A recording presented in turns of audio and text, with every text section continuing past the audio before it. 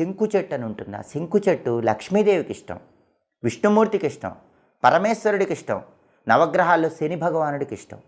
అసలు ఇంటి ఆవరణలో శంకు చెట్టు ఉంటే లక్ష్మీనారాయణుల అనుగ్రహం, శివుడి అనుగ్రహం, శనీశ్వరుడి అనుగ్రహం కలిగి అద్భుతంగా అదృష్టం కలిసి వస్తుంది.